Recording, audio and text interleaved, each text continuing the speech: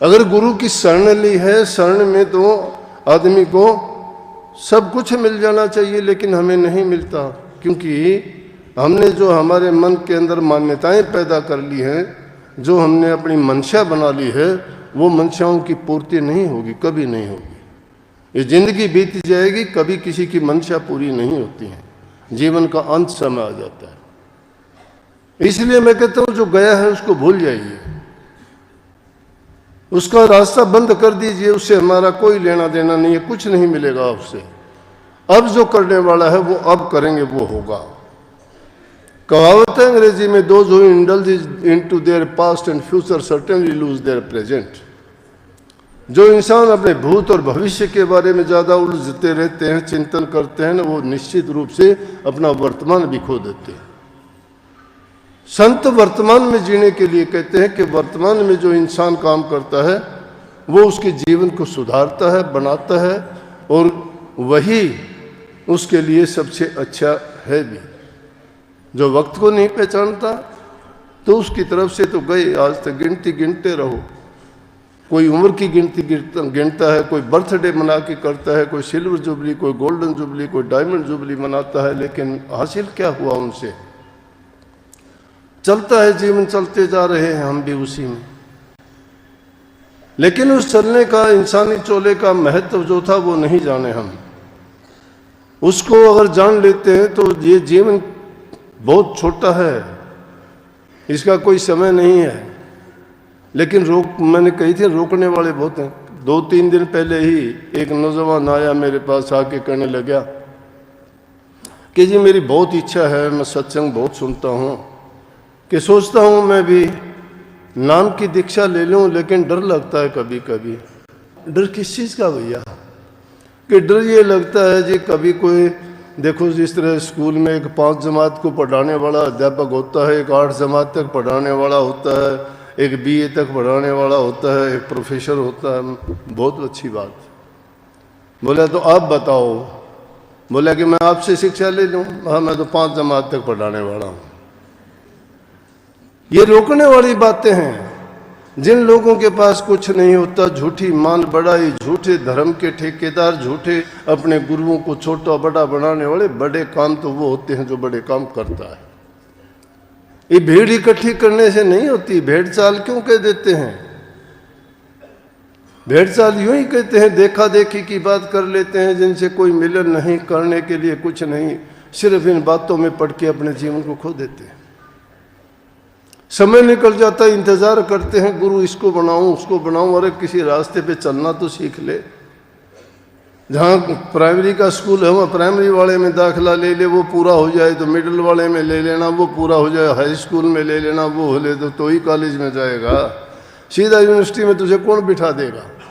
लेकिन ये इंसान ऐसे अवसरों की तलाश करता है, वो अवसर नहीं आते उनके लिए। जो इस प्रकार से बैठ के इंतजार किया करते हैं, वो जीवन की बर्बादी के सिवाय और कुछ नहीं होता। और ये छोटे बड़े की बात कौन करता है? ये जो जिनके तुच्छ विचार होते हैं, जो एक संकुचित दिमाग और कम विचारों वाले लोग हैं, वो ऐसी बातों को फैलाते हैं। हमारा तो रूहानी कॉलेज है, तुम्हारा गुरु छोटा है, उसका वो नाम नहीं जानते। हमारे तो इतने नाम देते हैं, हमारे के तो दर्शन करते ही पार हो जाते हैं। कितने लोग ऐसे हैं कि भटक जाते इन बातों को सुन के। अगर गुरु से नाम लिया है तो तुम अनुभव करके देखिए ना। चाबी तुम्हारे हाथ में दे दी गई, उसका अभ्यास तुम करके देखिए। फिर जब अंदर में जब तक प्रवेश नहीं करते, गुरु के बताए मार्ग पे नहीं चलते हो, तो तुम्हें क्या पता कि क्या है क्या नहीं है।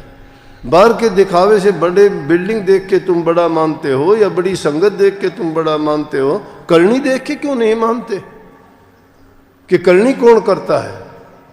बड़े तो राजा महाराजा हैं, उनके पास चले जाओ। बड़ा अमेरिका देश है, फिर तो उनके जाके वहाँ के राष्ट्रपति से दीक्षा ले लो, वो दे देगा।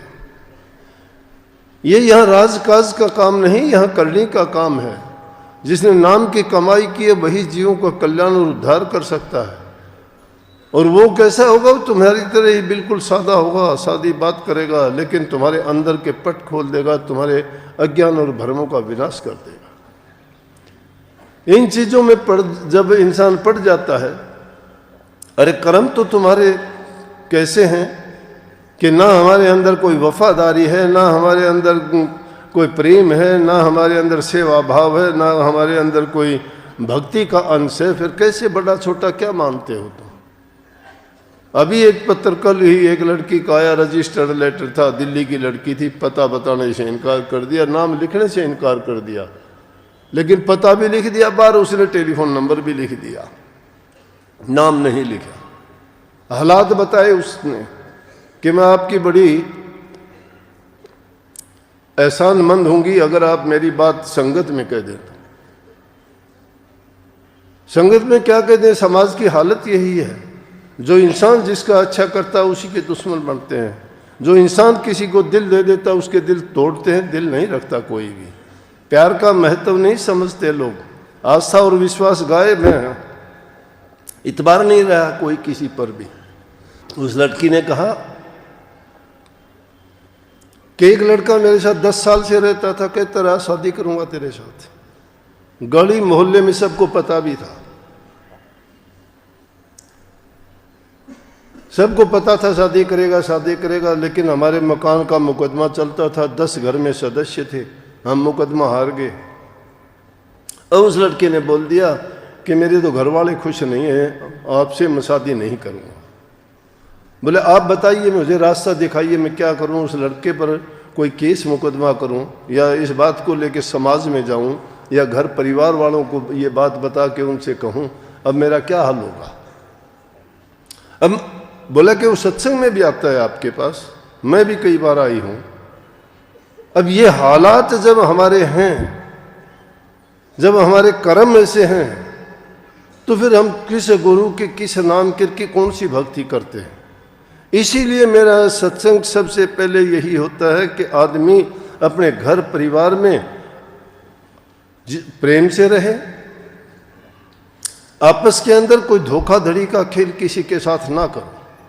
जिंदगी का भरोसा और इतबार नहीं है, कितने दिन की एक चंद रोज के लिए क्यों किसी का तुम दिल दुखाते हो, किसी की बद्दुआ निकलेगी, तुम्हें पता नहीं क्या बर्बादी के रास्ते पर ले जाएगी।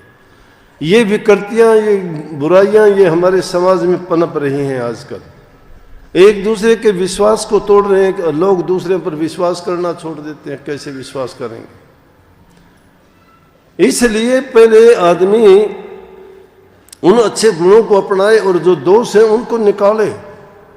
मैं कहता हूँ भक्ति चाहे तुम बिल्कुल भी ना करो, लेकिन दोष रहित हो जाओ, दोष मुक्त हो जाओ, मन से इन बुराइयों को छोड़ो। ये निंदा चुगली बुराइयां करना, छल कपट का खेल खेलते हो, ये तुम्हें बर्बाद करके रख देगा। उसे तुम किसी के साथ छल करते हो, तुम भी छले जाओगे।